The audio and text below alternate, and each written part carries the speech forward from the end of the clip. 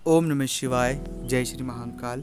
हर हर महादेव। आप ये बात हमें पूछते रहते हैं कमेंट्स में कि लोग हमसे जलते क्यों हैं, लोग आपके बारे में बुरा क्यों सोचते हैं और इतने शत्रु क्यों पैदा हो जाते हैं हमारे। मतलब दुश्मनी के पीछे हमारी कोई गलती नहीं होती, हमारा ना इंटेंशन होता है, ना हम चाहते हैं कि किसी व्यक्ति से हमारी दुश्मनी या शत्रुता हो, लेकिन उसके बाद भी सामने वाले को हमारे बारे में ना जाने क्यों ऐसा लगता है कि हमने उनके लिए बुरा किया होगा।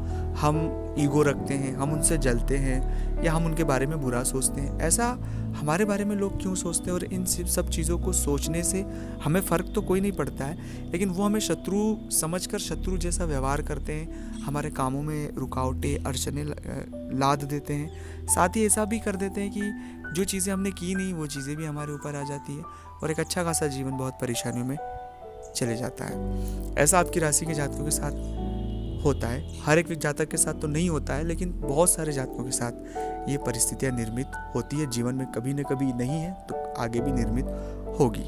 उसके पीछे वजह, सॉल्यूशन, कैसे इससे बाहर निकलना है, सभी पूरा चीज़ें विस्तार से इस वीडियो में हम बात करेंगे, ताकि कभी भी आपके साथ ऐसी सिचुएशन में आप फंसे या ऐसी सिचुएशन अगर अभी आपके साथ चल रही है तो आपको क्या करना चाहिए ये आपको पता होना चाहिए। अगर ये नहीं पता होगा तो ये परेशानियाँ और ज़्यादा भयावह हमारे लिए हो सकती है और हमारे लिए बहुत नेगेटिविटी क्रिएट कर सकती है। और मैं नहीं चाहता हूँ कि आपके जीवन में कोई भी नकारात्मकता रहे, कोई भी चीज़ों से आप परेशान हो। आप हमेशा खुश रहो।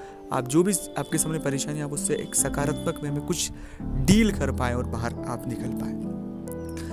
एक निवेदन मैं आपसे करना चाहता हूँ कि अगर अभी तक आपने चैनल को सब्सक्राइब नहीं किया है, चैनल से नहीं जुड़े हैं, प्लीज़ आप चैनल को सब्सक्राइब करके जुड़े।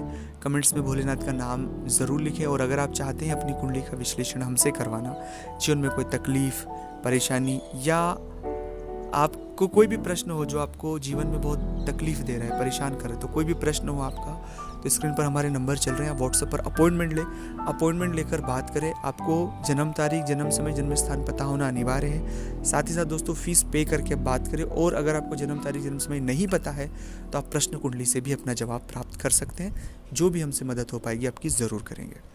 सबसे पहली बात कि जब कभी भी आपसे लोग जलते हैं तो महत्वपूर्ण बात यह है कि कभी भी उन चीज़ों को लेकर आप इतना हाइप ना पहुंचाएं, उन चीज़ों को लेकर इतने व्यथित या इतने परेशान हो आप रिएक्ट ना करें।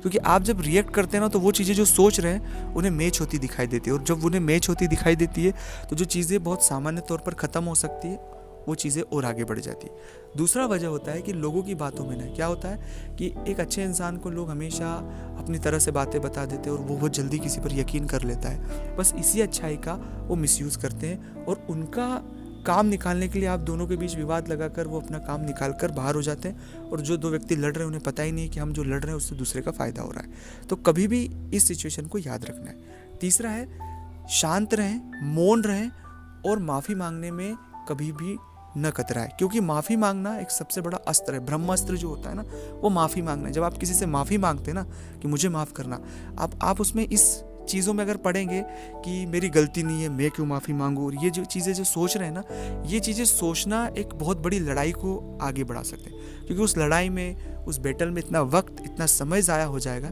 जिसे केवल हम एक माफ़ी से ख़त्म कर सकते हैं। गलती होना नहीं होना ये सब दूसरा पहलू है, ये सब दूसरा पहलू है। तो माफ़ी मांग लेना अपने आप में ब्रह्मास्त्र है कि मुझसे गलती हुई, अगर आपको लगता है मुझसे गलती हुई तो मैं माफ़ी मांगता हूँ, माफ़ी मांगती हूँ।